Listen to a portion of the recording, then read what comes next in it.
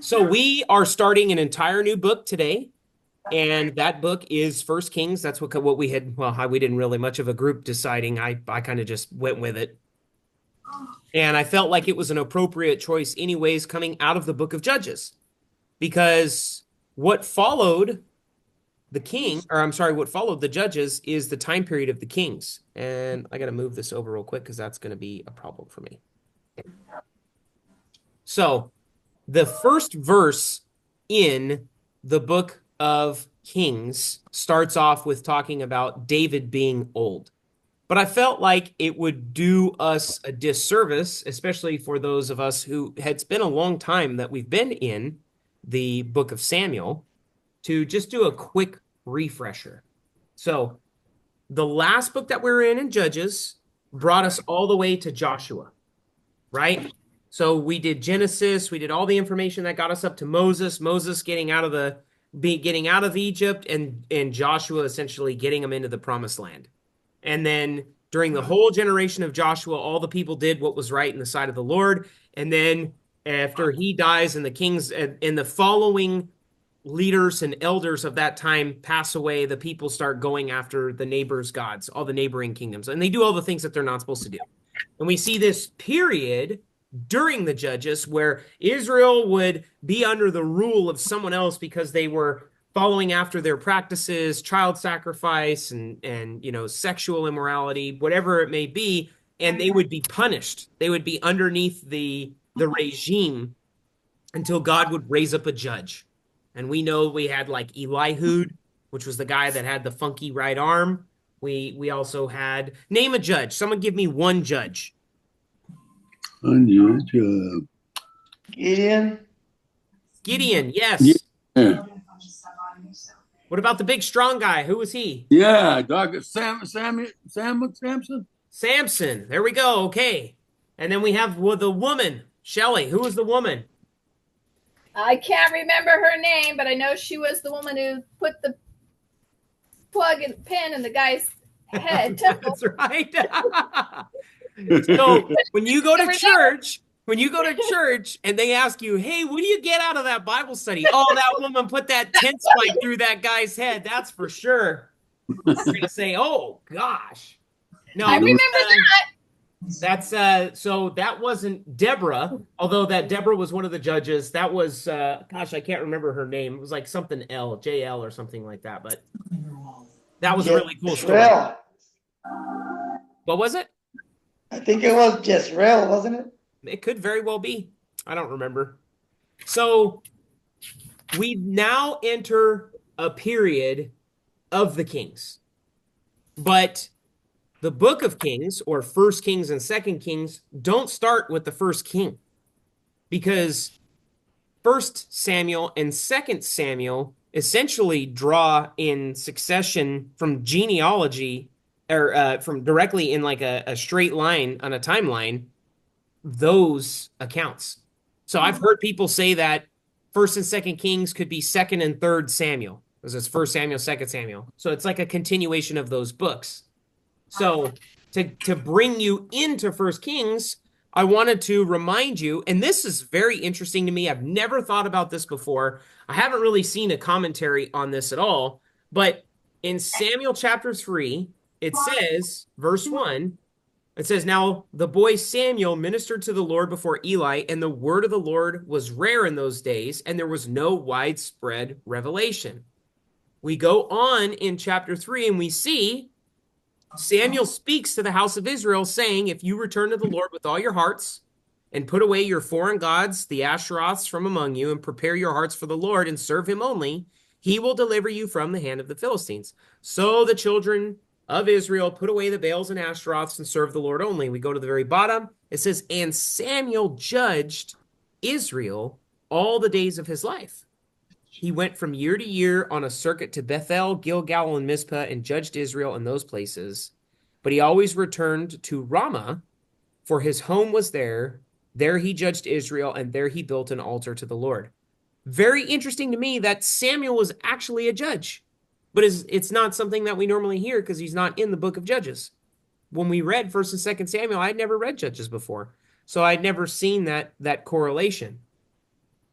So the children of Israel are they're basically falling under the rule, even though he wasn't a king, under the rule of Samuel in this role of a judge, and they approach him. It says, now when it came to pass when Samuel, and this is in Samuel chapter 8, it says, when Samuel was old, that he made his son judges over Israel. And if you guys remember anything about the story, Samuel took the title from Eli because Eli's sons were wicked. And so you would think that Samuel, being a young boy growing up in the temple, would learn not to follow in the same footsteps, but his sons were terrible. Uncle Charlie, are you okay? Yeah, I'm right. Okay. God, I could have swore I heard something. Okay. Oh, So- no, my TV on. Oh, okay.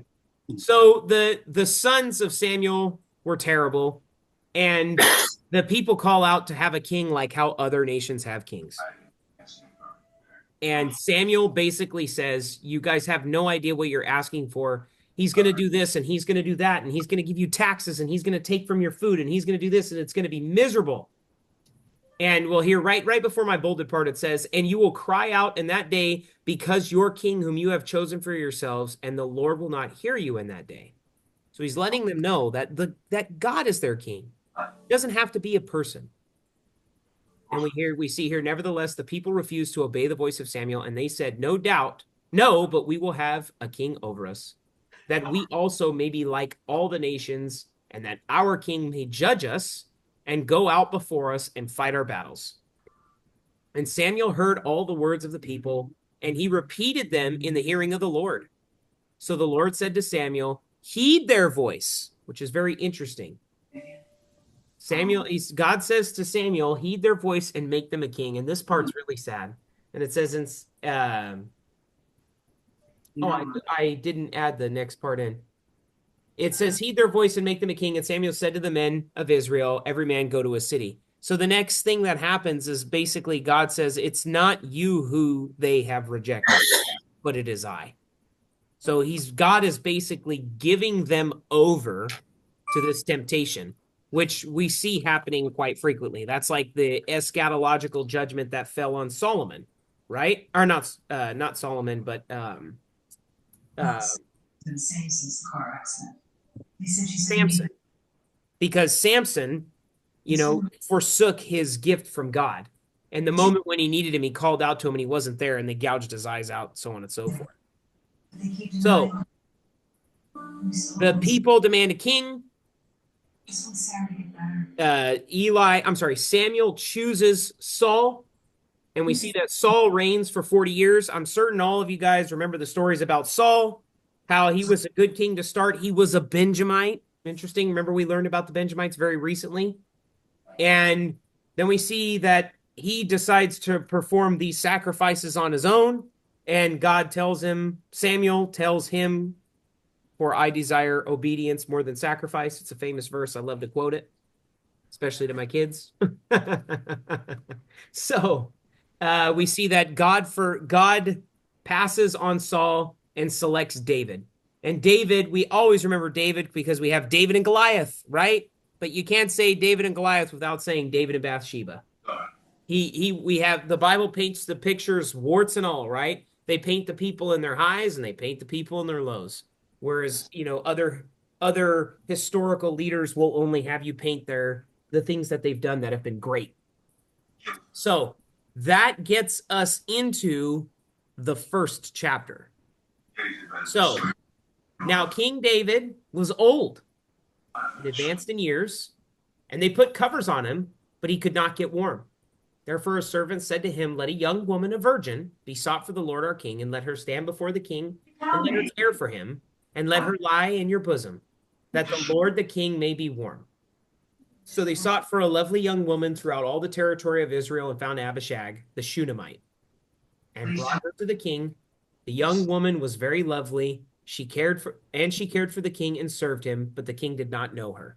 Okay, so that's Old English for basically saying that there was no relations that took place between the two of them, that King David was old, and we all know when we get old, we get cold. That's why we see that we see a lot of people moving out to Florida, right?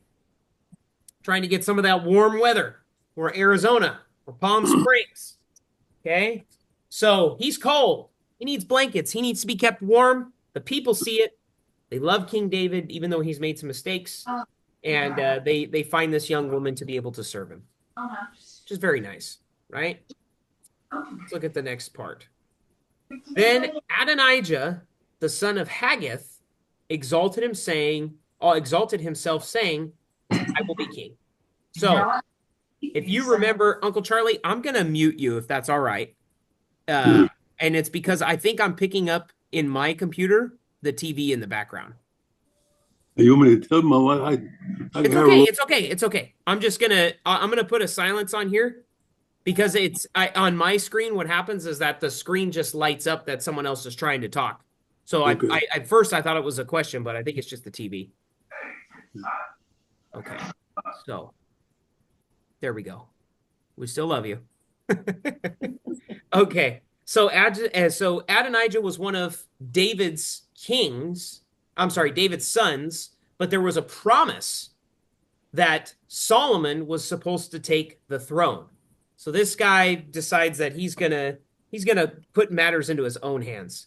So Adonijah, the son of Haggith, exalted himself, saying, I will be king. And he prepared for himself chariots and horsemen, and 50 men to run before him. And his father had not rebuked him at any time by saying, why have you done so? He was also very good looking. His mother had borne him after Absalom. And when he conferred with Joab, the son of Zeruiah, and Abiathar, the priest, and they followed and helped Adonijah. But Zadok the priest, Benaniah the son of Jehoiada, Nathan the prophet, Shimei, Rai, and the mighty men who belonged to David were not with Adonijah. And Adonijah sacrificed sheep and oxen and fattened cattle by the stone of Zoheleth, which is by Enrogel. He also invited all his brothers, the king's sons, and all the men of Judah, the king's servants. But he did not invite Nathan the prophet, Benaiah, or the mighty men, or Solomon his brother. So Nathan spoke to Bathsheba, the mother of Solomon, saying, have you not heard that Adonijah the son of Haggith has become king, and David our Lord does not know it? Come, please, and let me now give you advice, that you may save your own life and the life of your son Solomon. Go immediately to King David and say to him, did you not, my lord, O king, swear to your maidservant, saying, assuredly your son Solomon shall reign after me, and he shall sit on my throne? Why then is Adonijah become king? Then, while you are still talking there with the king, I also will come in after you and confirm your words. So Bathsheba went into the chamber of the king. Now the king was very old, and Abishag the Shunammite was serving the king, and Bathsheba bowed and did homage to the king. Thank you. Okay, well, then you can let mom try him. So, for those of you who don't remember Nathan the prophet, he was instrumental in calling out David in his sin. What was that sin, Miguel? That he went in with Bathsheba That's right. Why was it so bad? Why was it an egregious sin? because she was married to his captain. Do you remember his captain's name? I only know this because we met a little boy that had this name this weekend. It was fun to revisit. I know his name, but I can't remember right now. It's Uriah. Jariah. That's Uriah. And so Uriah was this great man of war. David calls him back home from battle after he sleeps with Uriah's wife and says, oh, how are things on the battlefront? Now that you're full, why don't you go home and, spend some time with your wife, trying to cover up what he had done. And when he looked out his window, he saw Uriah where? Does anyone remember? With his men. Sleeping on the ground. And the king asked him, he says, oh, I saw that you were sleeping on the ground. How could you be out sleeping on the ground? And Uriah responded, how could I go in and find comfort with my wife when the men are so out hot in the battle?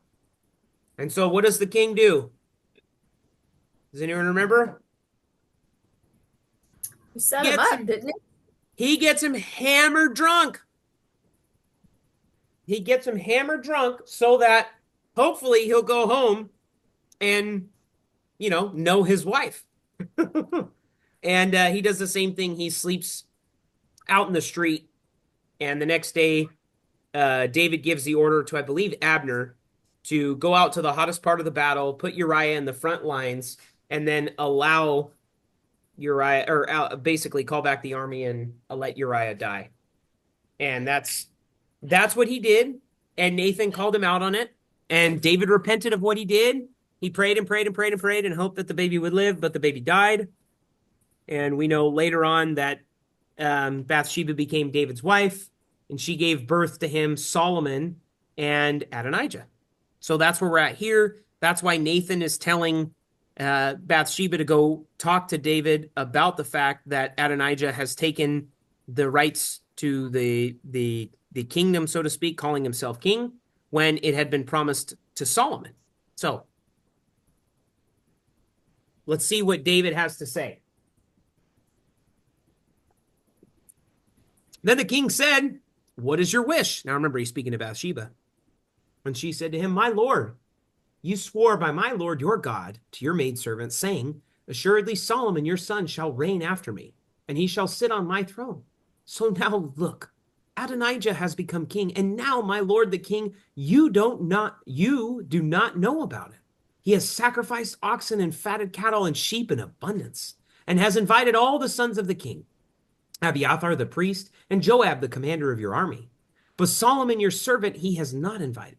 And as for you, my lord, O king, the eyes of all of Israel are on you, that you should tell them who will sit on the throne of my lord the king after him.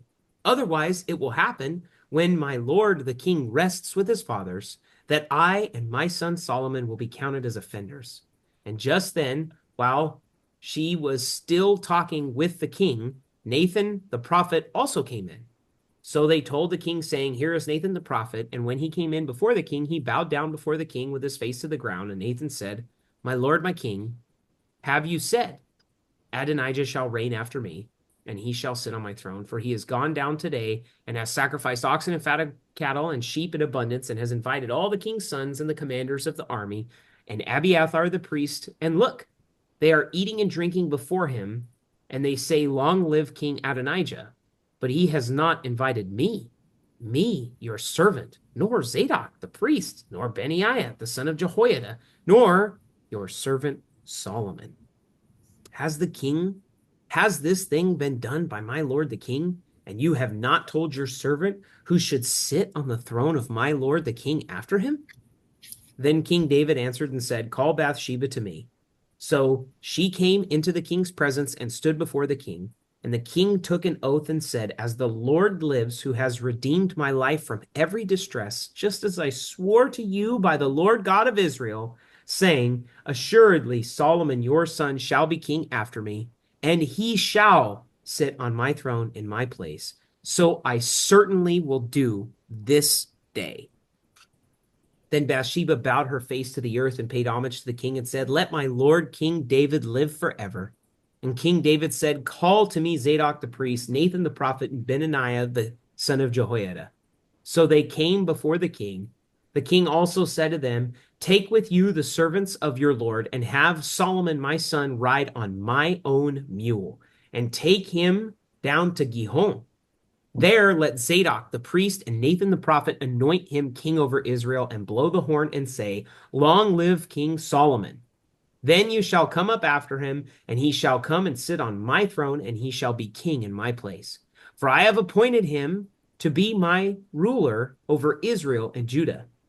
Benaiah the son of Jehoiada answered the king and said, "Amen. May the Lord God of my lord the king say so too. As the Lord has been with my lord the king, even so may he be with Solomon, and make his throne greater than the throne of my lord King David." So Zadok the priest, Nathan the prophet, Benaiah the son of Jehoiada, the Cherethites and the Pelethites went down and had Solomon ride on King David's mule, and took him to Gihon. Then Zadok the priest took a horn of oil from the tabernacle and anointed Solomon. And they blew the horn, and all the people said, "Long live King Solomon." And all the people went up after him, and the people played the flutes and rejoiced with great joy, so that the earth seemed to split with their sound. Now, Adonijah and all the guests who were with him heard this as they finished eating. And when Joab heard the sound of the horde, he said, "Why is the city in such a noisy uproar?"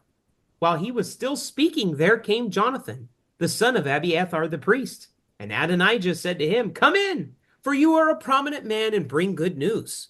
Then Jonathan answered and said to Adonijah, "No, our Lord King David has made Solomon king. The king has sent with him Zadok the priest, Nathan the prophet, Benaiah the son of Jehoiada, the Cherethites and the Pelethites, and they have made him ride on the king's mule. So Zadok the priest and Nathan the prophet have anointed him king at Gihon. And they have gone up from their rejoicing, so that the city is in an uproar. This is the noise that you have heard. And also, Solomon sits on the throne of the kingdom. And moreover, the king's servants have gone to bless the Lord King David, saying, "May God make the name of Solomon better than your name, and he may make his throne greater than your throne."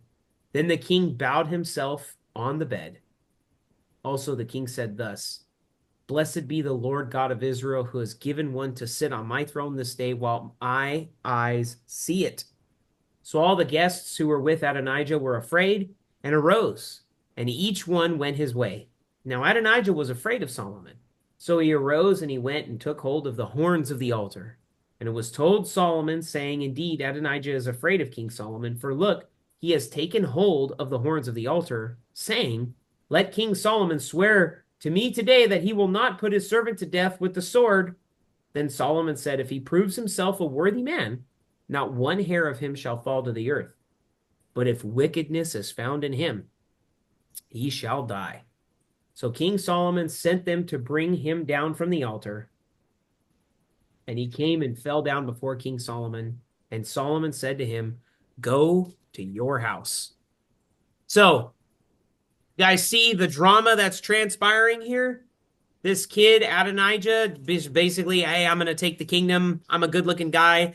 The commanders of the army," which is Joab was the commander of the army, "is with me. Let's go sacrifice. I'm going to be king." Solomon's mom and Nathan the priest are not happy with this. They know that David had promised the kingdom to Solomon, so they devise a plan to go meet with the king. First Bathsheba goes in, then Nathan goes in. King David gives the decree to go out and do these things. He's made the king. So in a last-ditch effort, and I was doing a little bit of reading on this, what people would do is they would grab the horns of the altar as it was like a symbol of peace, because this is where they would prepare the sacrifices and all those things. And basically it would be like, safe. You can't tag me here. You know, mom's safe, the couch is safe, dad's safe, and the kids would run to you. You know, you can't do this right here. And so Solomon basically says, you know, if he's not an evil guy and wickedness isn't in him, then he'll live. But if he's done this, if he's an evil man, then we're going to kill him. So this now begins chapter 2. Now the days of David drew near that he should die. And he charged Solomon, his son, saying, "I go the way of all the earth. Be strong, therefore, and prove yourself as a man. And keep charge of the Lord your God, to walk in his ways, to keep his statutes, his commandments, his judgments, and his testimonies. As it is written in the law of Moses, that you may prosper in all that you do, and wherever you turn. That the Lord may fulfill his word which he spoke concerning me, saying, if your sons take heed of their way, to walk before me in truth with all their heart and with all their soul, he said, you shall not lack a man on the throne of Israel. Moreover, you know also that Joab, the son of Zeruiah, did to me. You know also what Joab, the son of Zeruiah, did to me, and what he did to the two commanders of the armies of Israel, to Abner the son of Ner, and to Amasa the son of Jether, whom he killed. And he shed the blood of war in peacetime, and he put the blood of war on his belt that was around his waist, and on his sandals that were on his feet. Therefore do according to your wisdom, and do not let his gray hair go down to the grave in peace. But show kindness to the sons of Barzillai, the Gileadite, and let them be among those who eat at your table, for so they came to me when I fled from Absalom your brother. And see, You have with you Shimei, the son of Gera, a Benjamite from Bahurim, who cursed me with a malicious curse in the day when I went to Mahanaim. But he came down to meet me at the Jordan, and I swore to him by the Lord, saying, I will not put you to death with the sword. Now, therefore, do not hold him guiltless, for you are a wise man and know what you ought to do to him, but bring his gray hair down to the grave with blood. So David rested with his fathers, and he was buried in the city of David. So, another very quick recap. Joab did something that he was not supposed to do, and David is telling him that, Solomon, you can do what you want to do, but this is what my recommendation is. Number one, follow after God with everything. 100%. Put your trust in God. Do everything that God tells you to do that's been commanded in the book of Moses, and love him. Okay? Then he warns him about a certain few people, about people that he should, take notice of for good and for bad, because there's evil in them. So, the period that David reigned over Israel was 40 years. 7 years he reigned in Hebron, and in Jerusalem he reigned 33 years. Then Solomon sat on the throne of his father David, and his kingdom was firmly established. Now Adonijah the son of Haggith came to Bathsheba, the mother of Solomon. And so she said, You come peaceably? And he said, Peaceably. Moreover, he said, I have something to say to you. And she said, Say it. Then he said, this is what he says to her, You know that the kingdom was mine, and all Israel was set their expectations on me that I should reign. However, kingdom has been turned over and has become my brother's, for it was his from the Lord. Now I ask one petition of you, do not deny me. And she said to him, Say it. Then he said, Please speak to the king Solomon, for he will not refuse you, that he may give me Abishag the Shunammite as a wife. So Bathsheba said, Very well, I will speak for you to the king.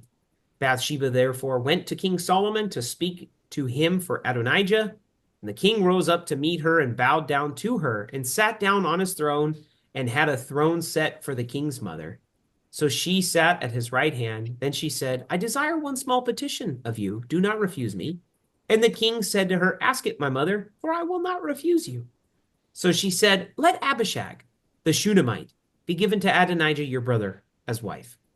And King Solomon answered and said to her, said to his mother, Now why do you ask Abishag the Shunammite for Adonijah? Ask for him the kingdom also, for he is my older brother. For him and for Abiathar the priest and for Joab the son of Zeruiah. Then King Solomon swore by the Lord, saying, May God do so to me and more also, if Adonijah has not spoken this word against his own life. Now, therefore, as the Lord lives, who has confirmed me and set me on the throne of David my father, and who has established a house for me as he promised, Adonijah shall be put to death today. So King Solomon sent by the hand of Benaiah the son of Jehoiada, and struck him down, and he died. And to Abiathar the priest, the king said, Go to Anathoth, to your own fields, for you are deserving of death. But I will not put you to death at this time, because you carried the ark of the Lord God before my father David, and because you were afflicted every time my father was afflicted. So Solomon removed Abiathar from being priest to the Lord, that he might fulfill the word of the Lord which he spoke concerning the house of Eli at Shiloh. Then news came to Joab, for Joab had defected to Adonijah, though he had not defected to Absalom. So Joab fled to the tabernacle of the Lord and took hold of the horns of the altar. We've heard that before, right? And King Solomon was told, Joab has fled to the tabernacle of the Lord where he is by the altar. Then Solomon sent Benaiah, the son of Jehoiada, saying, Go strike him down. So Benaiah went to the tabernacle of the Lord and said to him, Thus says the king, come out.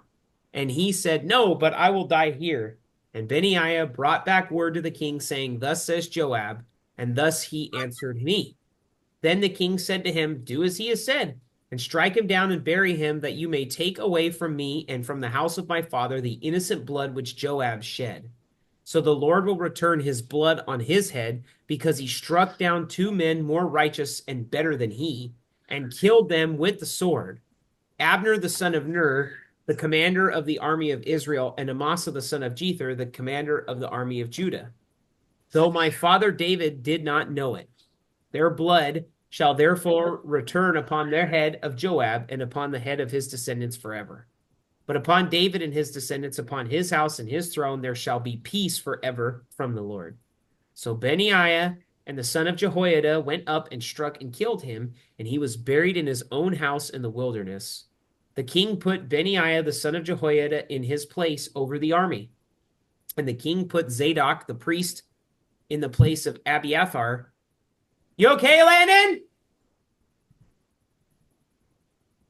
Sounded like he fell out of his bed. So Benaiah the son of Jehoiada went and struck up and killed him, and he was buried in his own house in the wilderness. Okay. Then the king sent and called for Shimei and said to him, build yourself a house in Jerusalem and dwell there, and do not go out from there anywhere. For it shall be on the day you go out and cross the brook Kidron, know for certain you shall surely die, but your blood shall be on your own head. And Shimei said to the king, the saying is good, as the Lord king has said, so your servant will do. So Shimei dwelt in Jerusalem many days. Now it happened at the end of 3 years that 2 slaves of Shimei ran to Achish, the son of Maacah, king of Gath. And they told Shimei, saying, look, your slaves are in Gath. So Shimei arose, saddled his donkey, and went to Achish at Gath to see his slaves. And Shimei went and brought his slaves from Gath. And Solomon was told that Shimei had gone from Jerusalem to Gath and had come back. Then the king had sent and called for Shimei and said to him, did I not make you swear by the Lord and warn you, saying, know for certain that on the day you go out and travel anywhere, that you shall surely die? And you said to me, the word I have heard is good. Why then did you not keep the oath of the Lord and the commandment I gave you? The king said, moreover, to Shimei, you know, as your heart acknowledges all the wickedness that you did to my father David, before the Lord will return your wickedness on your own head. But King Solomon shall be blessed, and the throne of David shall be established before the Lord forever. So the king commanded Benaiah, the son of Jehoiada, and he went out and struck him, and he died. Thus the kingdom was established in the hand of Solomon. So that pretty much takes care of all the history leading up to King Solomon. Okay? And all of the loose ends that David needed to tie up, recommendations that David had made. And that brings us into, we're now starting off in in fresh, it should seem too, Solomon's reign as king. Now, Solomon made a treaty with Pharaoh, king of Egypt, and married Pharaoh's daughter. Then he brought her to the city of David until he had finished building his house and the house of the Lord and the wall all around Jerusalem. Meanwhile, the people sacrificed at the high places because there was no house built for the name of the Lord until those days. And Solomon loved the Lord, walking in the statutes of his father David, except that he sacrificed and burned incense at the high places. So this was confusing to me, is that I always interpreted the high places was a place for all of the pagan idolatry. And there was a section in several instances where we read, especially in the Judges, that was the place where these things were, that the sacrificing to idols, to Baals and Ashtaroths were done on the high places. But I found this in a note. It says, people sacrificed at the high places because there was no house built yet for the name of the Lord.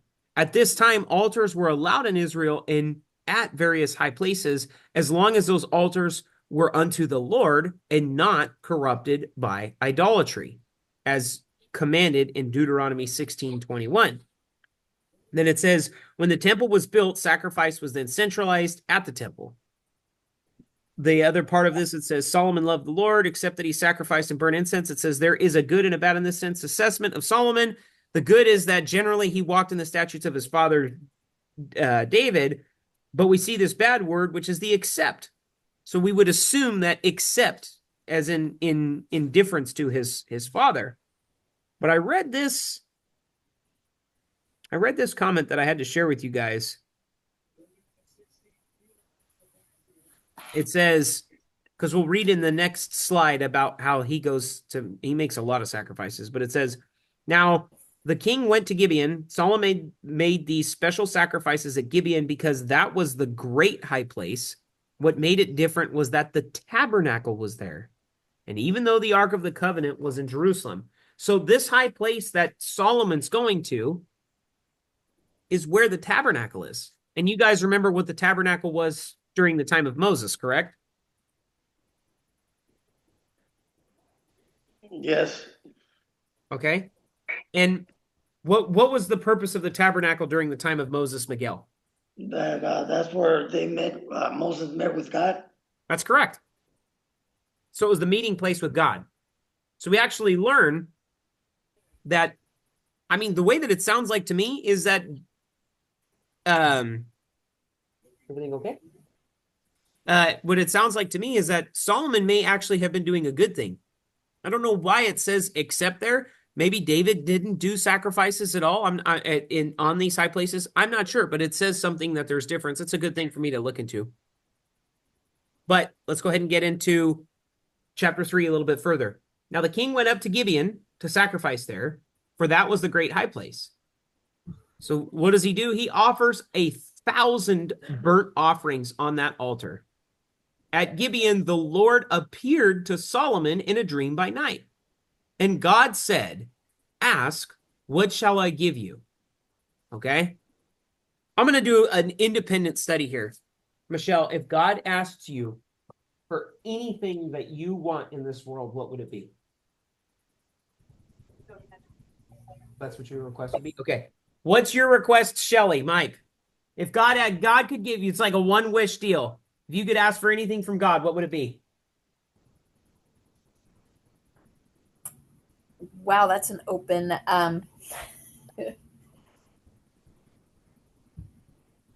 What about you, Miguel? You got anything that's ready to burst out of you? Wisdom. Wisdom. Well, that's what Solomon asked for, but I was curious on what you would ask for. So, just think about that one a little bit, Shelley. We'll talk about it after. Well, yeah. I mean, my first response was peace, but that was my first. So let's look at what Solomon asked for. Solomon says, you have shown great mercy for your servant David, my father, because he had walked before you in truth and in righteousness and in uprightness of heart with you. You have continued this great kindness for him, and you have given him a son to sit on his throne as it is this day. Now, O Lord, my God, you have made your servant king instead of my father David, but I am a little child. I do not know how to go in or come out, and your servant is in the midst of your people, whom you have chosen, a great people, too numerous to be numbered or counted. Therefore, give to your servant an understanding heart to judge your people, that I may discern between good and evil. For who is able to judge this great people of yours? The speech pleased the Lord, that Solomon had asked for this thing.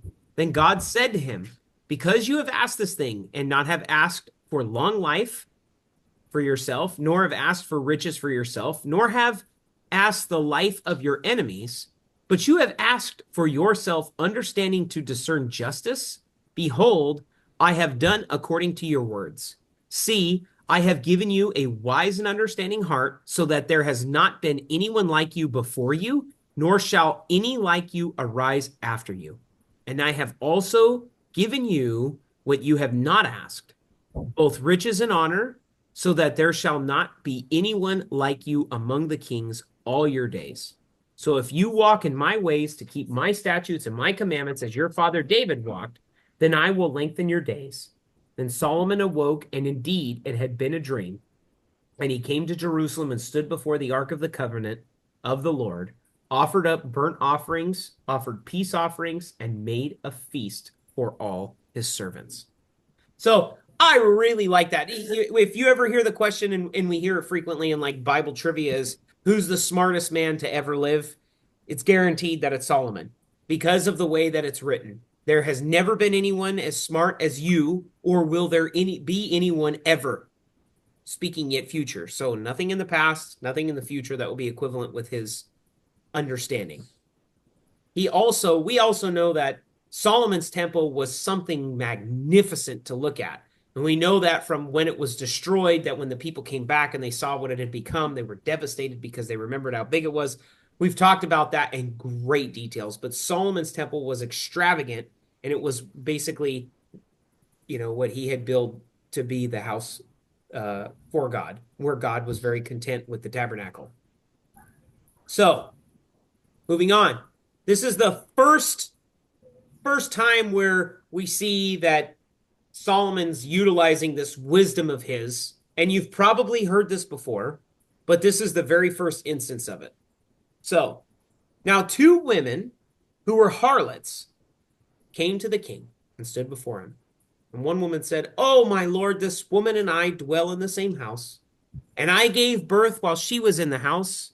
Then it happened on the 3rd day after I had given birth that this woman also gave birth. And we were together. No one was with us in the house, except the 2 of us in the house. And this woman's son died in the night because she lay on him. So she arose in the middle of the night and took my son from my side while your servant slept, and laid him in her bosom, and laid her dead child in my bosom. And when I arose in the morning to nurse my son, there he was dead. But when I had examined him in the morning, indeed, he was not my son whom I had borne." And the other woman said, "No, but the living one is my son, and the dead son is yours." And the first woman said, "No, but the dead one is your son, and the living one is my son." Thus they spoke before the king, and the king said, "The one says, 'This is my son who lives, and your son is the dead one.' And the other says, 'No, but your son is the dead one, and my son is the living one.' Then the king said, 'Bring me a sword.' So they brought a sword before the king, and the king said, 'Divide the child in 2, and give half to one and the other half to the other.' Then the woman whose son was living spoke to the king, for she yearned with compassion for her son, and said, 'Oh, my lord, give her the living child, and by no means kill him.' But the other said, 'Let him be neither mine nor yours, but divide him.'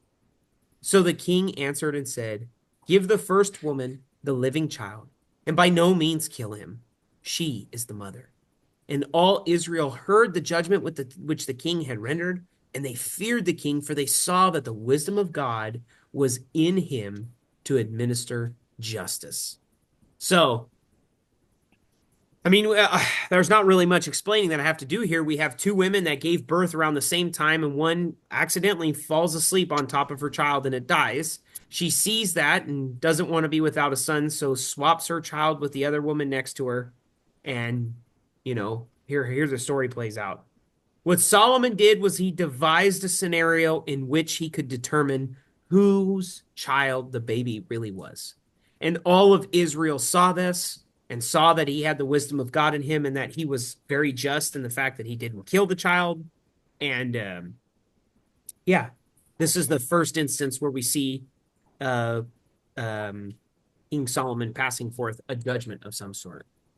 So King Solomon was king over all Israel, and these were his officials. There's going to be a lot of names. I'm just going to read through it, and please don't make fun of me.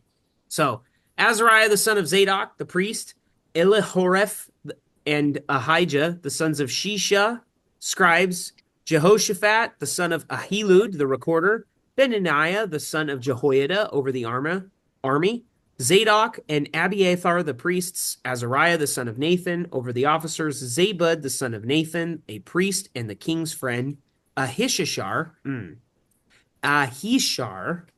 over the household of Adoniram, the son of Abda, over the labor force. And Solomon had 12 governors over all Israel who provided food for the king and his household.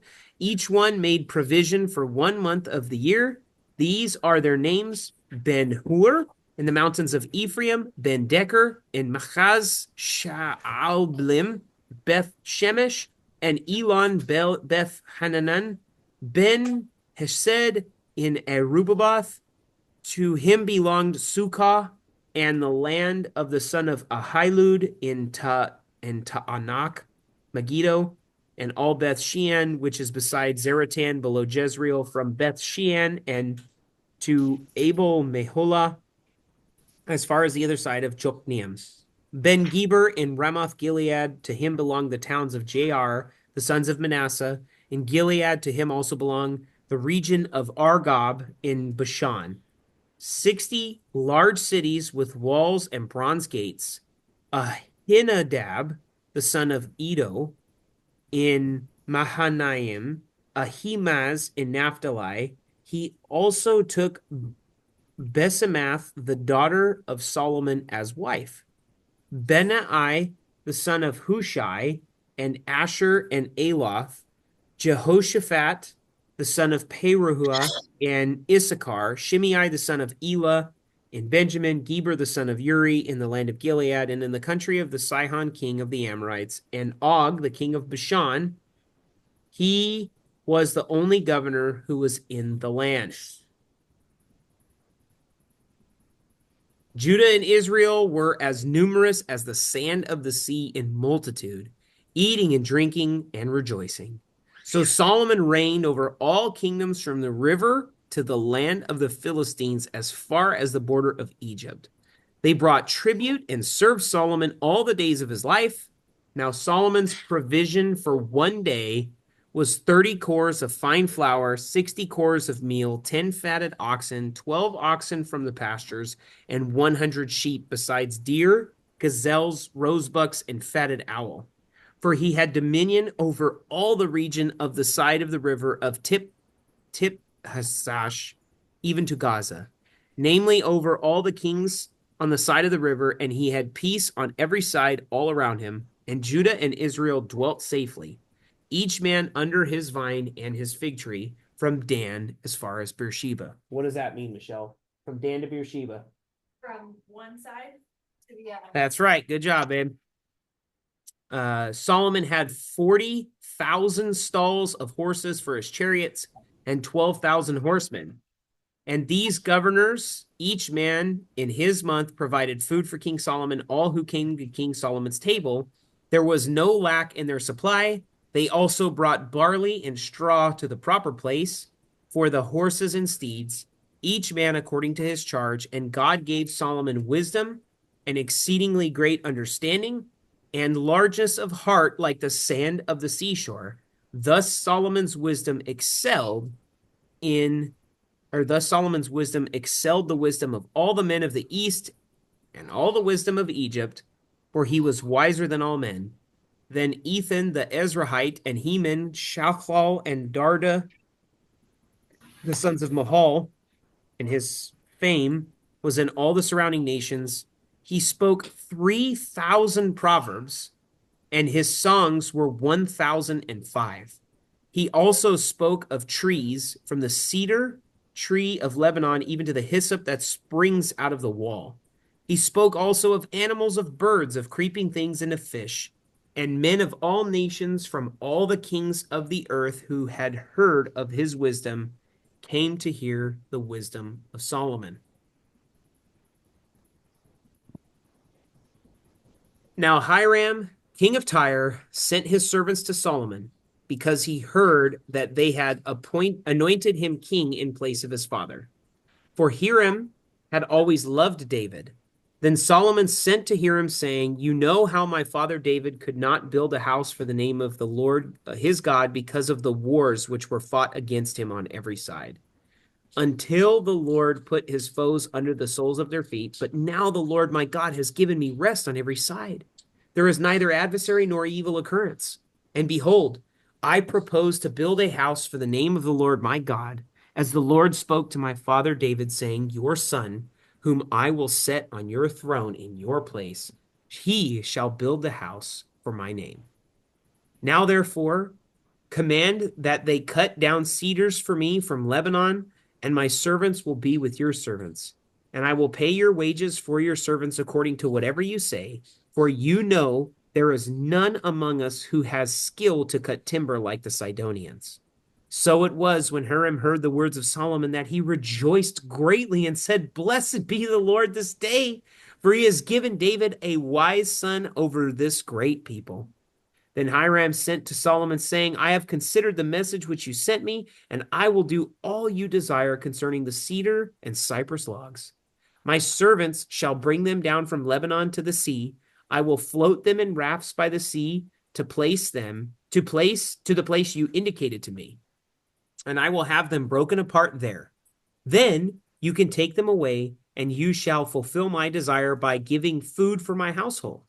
Then Hiram gave Solomon cedars and cypress logs according to all his desire, and Solomon gave Hiram 20,000 cores of wheat, as for his household, and 20 cores of pressed oil.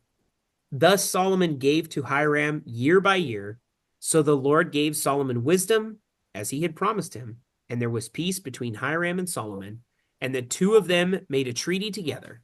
Then King Solomon raised up a labor force out of all Israel, and the labor force was 30,000 men. And he sent them to Lebanon, 10,000 a month in shifts. They were 1 month in Lebanon and 2 months at home. What a great job, huh? And Adoniram was in charge of the labor force. Solomon had 70,000 who carried burdens and 80,000 who quarried stone in the mountains, besides 3,300 from the chiefs of Solomon's deputies, who supervised the people who labored in the work. And the king commanded them to quarry large stones, costly stones, and hewn stones to lay the foundation of the temple. So Solomon's builders, Hiram's builders, and the Gibeonites quarried them, and they prepared timber and stones to build the temple. So that's all I have for you guys for tonight. Couple things that just to look back on. Obviously, he had peace. He had extreme wealth. He had everything. He had everything going. Elliot, I'm gonna leave. Somebody's knocking on my door. Okay. All right.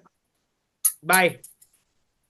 So, at the tail end of things here, one of the other things that I heard, I think we will find out if it's true or not as we continue to read, is that the sound of a tool was never heard in the temple, such as like how they would break the stones apart.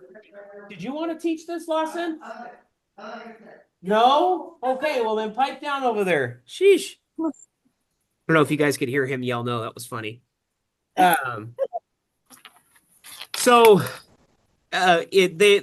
Basically the statement was that no tool was heard, so there was no banging of a hammer against a stone or the sawing of a log or anything. That they just brought everything there and did the assembly. But that's everything to get you up to speed from basically Genesis until Kings, from Adam to Solomon.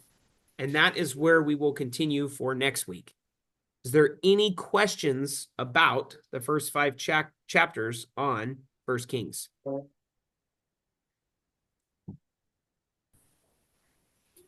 No.